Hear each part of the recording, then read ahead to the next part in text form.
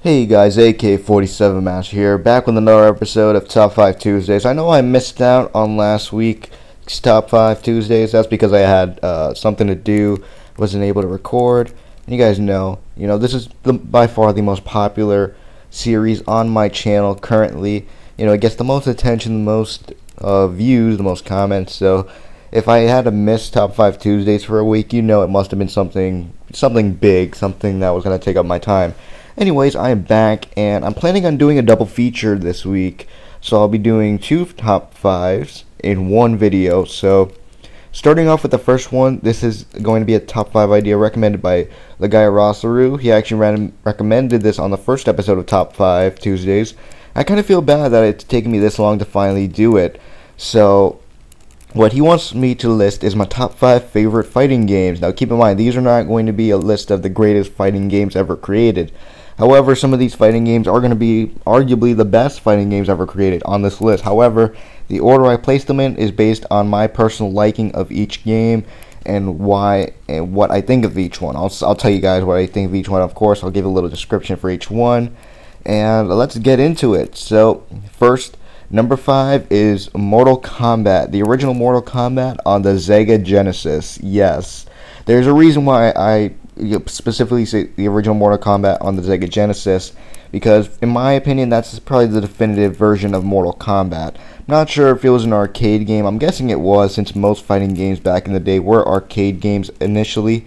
But on the Sega, I remember I have pretty clear memories of playing it on the Sega Genesis, and one of the reasons why I prefer the Genesis version is because that is the version that has the gore. And if you ever played any Mortal Kombat game, except for maybe Mortal Kombat vs. DC Universe, which I consider to be the worst Mortal Kombat game, there is a lot of gore, a lot of blood, a lot of decapitating of heads, arms, legs, limbs, any type of body part you can think of gets ripped out in that game. It's pretty ridiculous.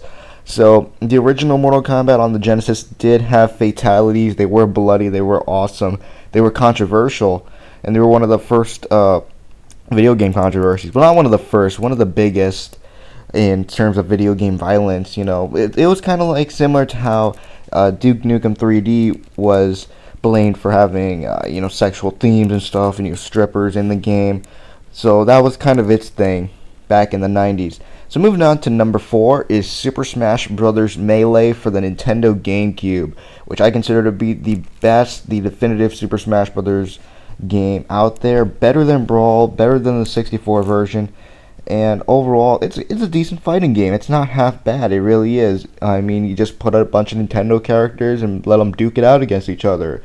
It's a pretty awesome idea, and out of Brawl and Melee, comparing to them, most people say that Brawl had the most new character introductions, because trust me, Brawl definitely has a lot of characters. I think they had a total of 35 characters. However, Melee added more overall new characters to the roster from Super Smash Bros. 64. And I know some people may argue, well, that's not very difficult feat to make, because the original Super Smash Bros. Only had a total of 8 or 10 fighters. Well, 2 of them were unlockable. I think that was Luigi and and Jigglypuff. But besides that, the original 8, it wasn't really too difficult to, add like 15 new characters or whatever to the roster. But that's exactly what Melee did, and it still has the best fighting mechanics of any of the 3 Smash Brothers games.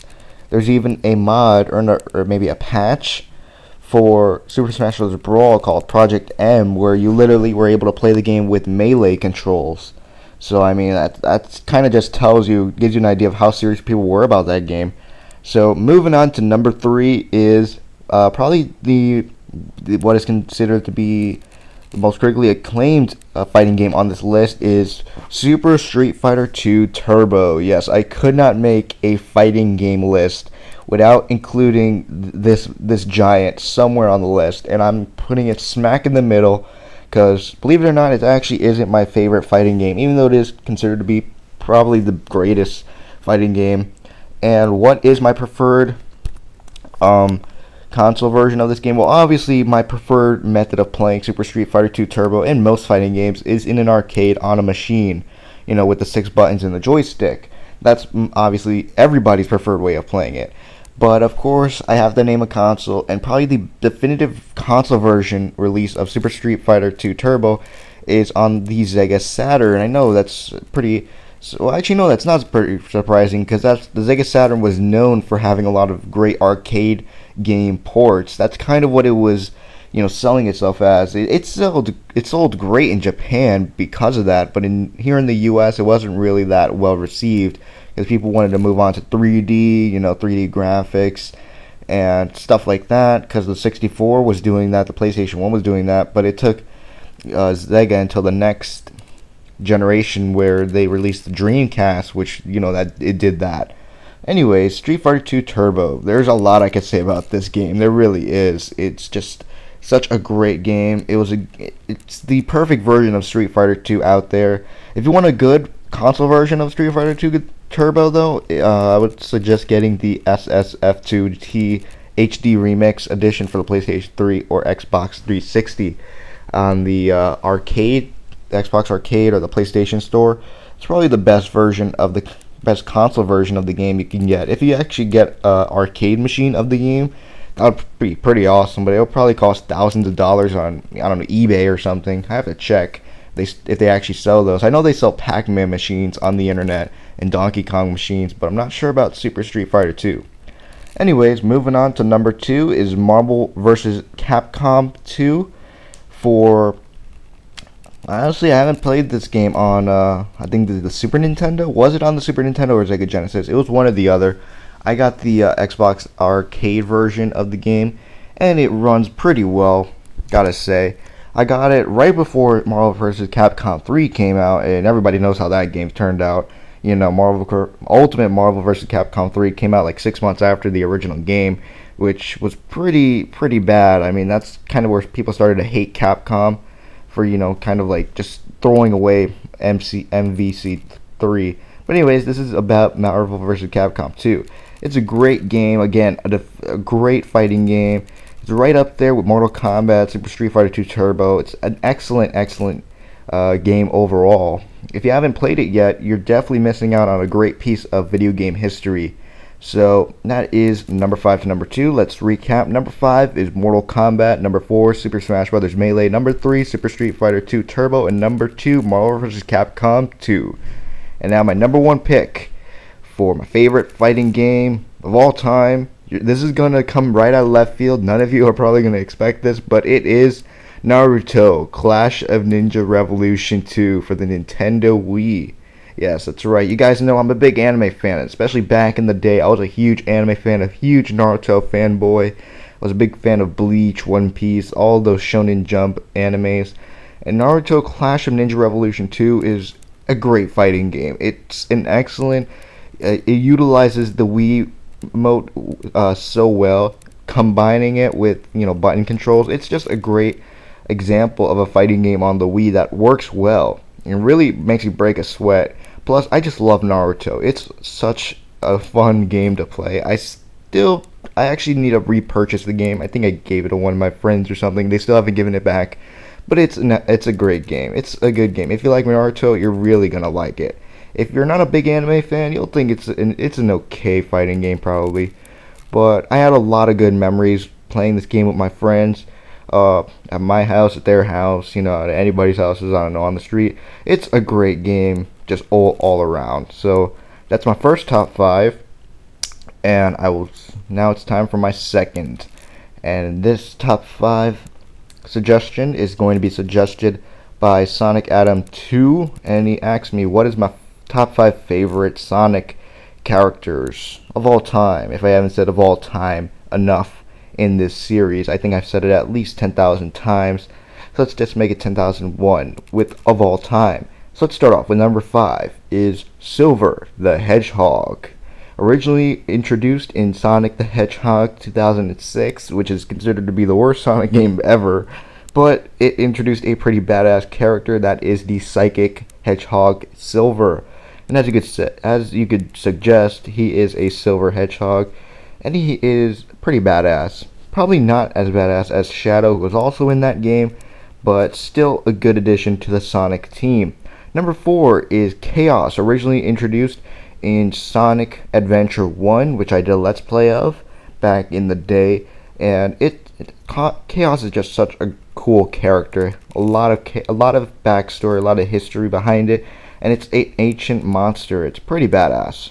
Now, number 3 is Knuckles, who used to be my favorite character, originally introduced in Sonic the Hedgehog 3 and Knuckles, or Sonic and Knuckles, either one, I believe, or maybe it was Knuckles Chaotix. No, Knuckles Chaotix came out for the CD, the Sega CD, so it must have been, or the 32X, it must have been on Sonic Adventure, Sonic the Hedgehog 3. I'm just mixing up my words, mixing up my game titles. But anyways, Knuckles is an echidna, actually not a hedgehog, he's an echidna. He can glide, he could climb walls, he could dig into walls, and he protects the Chaos Emerald with ease. So I think that's pretty nice. Now, number 2 is Werehog Sonic. That's right, the werewolf version of Sonic, or Werehog. Originally introduced in Sonic Unleashed. On paper, he sounds like a great character, I'm not gonna lie. Now, the actual gameplay and mechanics and use of the Werehog in Sonic Unleashed, most people didn't really care for it that much. People really enjoyed the daytime Sonic levels from that game. You know, nothing really else appealed to the core Sonic fans, but the idea of Sonic actually turning into a werewolf type creature is pretty crazy. I remember the teaser trailer for Sonic Unleashed, where Sonic was, juggling a little a ring, and he put it on his wrist, which is usually where it is, under his glove. And then you just hear Sonic, like, in agony, turning into the Werehog, and then you just see his claw just boom, just hit the floor, crushing it, and you see the ring there, and then all you see is the logo, Sonic Unleashed. That one trailer pumped me up so much to get the game. I didn't even know what it was about. It just looked crazy. At first, I didn't think it was a real trailer. I thought it was like a fan-made trailer, because I was like, would they really make a Sonic game like this? Like, this just looks too crazy. But, alas, it was. So, recapping from number 5 to number 2. Number 5 is Silver, number 4 is Chaos, number 3 is Knuckles, and number 2, Werehog Sonic. And now, my number 1 favorite Sonic character of all time, that's right, 10,002 times, is Shadow the Hedgehog. Originally introduced in Sonic Adventure 2 for the Sega Dreamcast. And oh god, there's not enough breath left in my lungs after making this 14-minute video for me to actually talk about Shadow the Hedgehog as much, to the extent that I want to explain him through. Because he's the definition of badassery. He is just such a cool looking character. He's kind of like the anti-hero version of Sonic, where, he seems like a bad guy, but in all honesty, he just wants to rescue his love appeal. That was Mary. I think her name was Mary in Sonic Adventure 2. I'm trying to remember it, but there was like this girl that he was in love with. Clearly, he was in love with, and Dr. Eggman just woke him up from his sleep, his long slumber, and he kind of just became like this evil person who was going to support Eggman.